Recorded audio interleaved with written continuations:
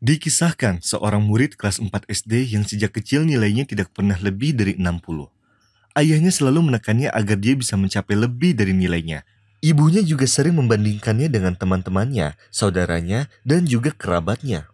Akibatnya dia sering gelisah sendiri dan juga mulai berbicara sendiri dan menangis saat sedang tertidur. Dia pun menjadi sangat depresi. Orang tuanya membawanya ke dokter psikologi terkenal. Lalu, ibunya menceritakan pada dokter itu bahwa anaknya sangat sulit untuk menghafal. Maka dokter itu pun memberi obat untuk memperkuat ingatan, yang kemudian malah menyebabkan pembentukan air di otak. Kedua orang tuanya merasa bahwa mereka telah membuat anaknya seperti orang gila. Mereka berdua hanya ingin mewujudkan impiannya sejak kecil, yaitu berprestasi dalam akademinya. Akan tetapi mereka seperti meminta seekor kuda untuk berlari secepat kereta. Maka dari itu ayahnya merasa seperti anaknya telah hilang darinya. Terlebih setelah temannya imam masjid berkata, Rasulullah Shallallahu Alaihi Wasallam telah mengajarkan kita untuk merangkul anak kita dan menerima apa adanya. Maka diriwayatkan dari Abu Hurairah radhiyallahu anhuma, dia berkata, Nabi Shallallahu Alaihi Wasallam menerima Hasan bin Ali radhiyallahu anhuma dan dia bersama Aqra bin Hasib. Lalu Aqra berkata, sesungguhnya aku memiliki 10 anak laki-laki dan aku tidak menerima mereka satupun. Maka Rasulullah Shallallahu Alaihi Wasallam melihat padanya lalu berkata, barang siapa yang tidak menyayangi maka tidak disayangi. Maka janganlah kau terlalu menekan anakmu, atau dia akan lelah sendiri dan kau harus membayar untuk pengobatannya. لقد كان لكم في رسول الله أسوة حسنة لمن كان يرجو الله واليوم الآخر وذكر الله كثيرا.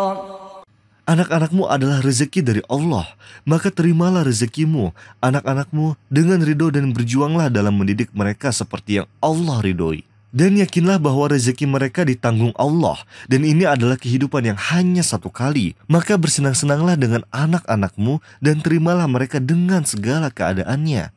Ayahnya pun yakin dengan perkataan temannya dan memutuskan untuk mengubah cara yang sadis terhadap anaknya. Dia pergi mengunjungi putranya di sekolah dan meminta izin pada guru untuk mengucapkan beberapa kata pada putranya di depan teman-temannya. Kemudian ayahnya berdiri di depan para murid lalu memanggil anaknya dan memegang lengannya lalu berkata kepada teman-temannya, ini anakku dan aku sangat mencintainya. Dia rajin dan selalu menghafal. Sekecil apapun nilai yang didapat, tetap saja cintaku di hati lebih besar. Dan walau dia dapat nilai jelek, dia tetap anakku. Dan mulai hari ini aku akan menerapkan aturan bahwa seseorang harus mencoba meskipun dia tidak sukses. Jika dia belajar dan mendapat nilai bagus, dia adalah anakku dan cintaku. Dan jika dia belajar namun gagal, dia tetap anakku dan cintaku. Aku ingin kalian semua memaafkan atas apa yang aku lakukan padanya di masa lalu. Kemudian ayahnya mencium kepala anaknya di depan teman-temannya. Lalu air mata mengalir dari mata ayah dan putranya, membawanya ke pangkuan ayah. Kemudian semua murid bertepuk tangan kepadanya. Dan setelah hari itu, ayahnya pulang ke rumah dengan nyaman. Dan anak itu pun pulang dalam keadaan bahagia dan berkata kepada ayahnya, kau telah mengangkat derajatku hari ini, ayah. Temanku yang paling pintar di kelas berkata padaku, aku berharap memiliki ayah seperti ayahmu. Seiring berjalannya waktu, sang anak mulai nyenyak dalam tidurnya dan berhenti berbicara pada dirinya sendiri. Dan juga tidak mengompol seperti sebelumnya. Serta mulai membaik kesehatannya, tetapi jenjang sekolah tidak juga meningkat. Tetapi orang tuanya tetap menerimanya seperti itu karena ini adalah batas kemampuannya. يا أيها الناس اتقوا ربكم الذي خلقكم من نفس واحدة وخلق منها زوجها وبث منهما رجالا كثيرا ونساء واتقوا الله الذي تساءلون به والأرحام إن الله كان عليكم رقيبا. Dikisahkan pada waktu umur dia 8 tahun, ayahnya meninggal dunia. Pamannya pun mengurusnya, menafkahinya, dan juga mendidiknya. Setahun kemudian, ibunya menikah lagi dan syarat pernikahannya adalah tidak boleh hidup bersama dia. Dia pun pergi ke rumah pamannya dan ia dididik oleh pamannya dengan sangat baik.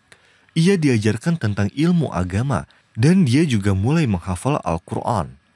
Maka dia pun tumbuh di lingkungan Islam yang benar. dan dia sangat mencintai pamannya. Setelah dia lulus dari universitas, dia memutuskan untuk menikahi anak perempuan pamannya, yang mana anak perempuan pamannya setuju tanpa berpikir lagi.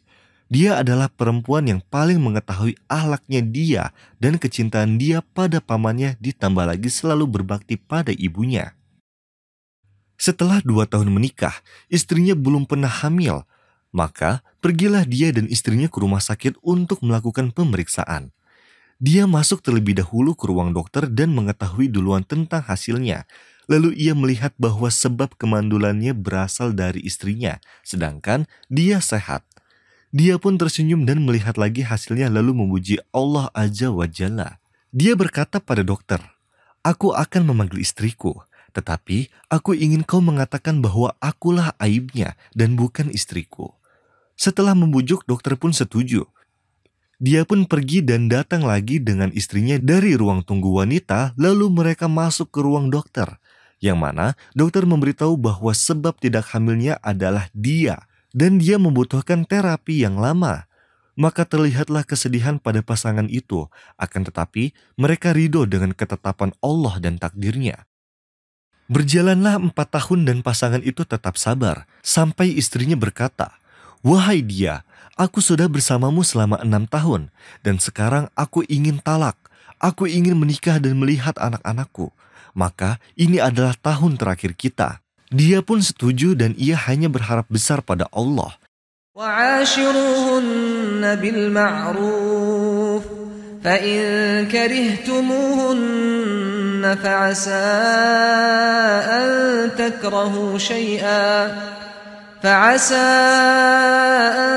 تكرهوا شيئا ويجعل الله فيه خيرا كثيرا. Hingga berjalanlah hari-hari sampai pada suatu hari istrinya menderita gagal ginjal. Psikologinya memburuk, dia mulai menyalahkan suaminya. Dan saat istrinya ada di rumah sakit, dia berkata pada istrinya, "Aku akan keluar negeri untuk mencarikanmu ginjal." Setelah beberapa hari, dia menelpon istrinya dan mengabarkan bahwa dia telah menemukan pendonor dari India. Dia sesegera mungkin akan kembali. Lalu, sehari sebelum operasi, pendonor datang. Lalu dia meminta izin pada istrinya pergi safar untuk menyelesaikan pekerjaannya. Istrinya pun marah dan berkata, "Aku akan melakukan operasi penting dan kamu akan pergi meninggalkanku." Operasi berjalan lancar. Seminggu kemudian, dia kembali dan terlihat sangat lelah dan letih. Ternyata dia adalah si pendonor ginjal, sedangkan orang India itu adalah pekerja di tempat dia bekerja dan tidak ada yang tahu tentang itu bahkan pamannya. Selama seminggu itu, dia selalu sholat malam dan membaca surah Al-Baqarah dan berdoa pada Allah dengan khusyuk agar istrinya disembuhkan dari segala penyakit. 9 bulan setelah operasi, istrinya hamil dan melahirkan. Semua pun sangat bahagia. Dan sang suami pergi safar untuk menyelesaikan pekerjaan. Tanpa sepengetahuannya, dia meninggalkan buku diari hariannya di atas mejanya. Dan dia lupa memindahkannya. Istrinya pun membacanya dan ia mengetahui bahwa sebenarnya suaminya sehat dan ialah penyebab kemandulan itu. Dan ia juga tahu bahwa dialah yang mendonorkan ginjalnya. Lalu istrinya menangis sejadi-jadinya. Setelah hari itu, setiap ia duduk dengan suaminya, ia hanya memandang ke bawah dan tidak bisa memandang suaminya. Sebab kejahatan yang telah ia lakukan padanya, kesabaran suaminya dan mimpi suaminya untuk istrinya. Sang suami mendekat, lalu tersenyum dan berkata padanya, "Sesungguhnya aku mencoba membalas tetesan dari laut cinta dan kedermawanan ayahmu padaku." يا أيها الناس قد جاءتكم موعظة من ربكم وشفاء لما في الصدور وهدى ورحمة للمؤمنين قل بفضل الله وبرحمته فبذلك فليفرحوا هو خير مما يجمعون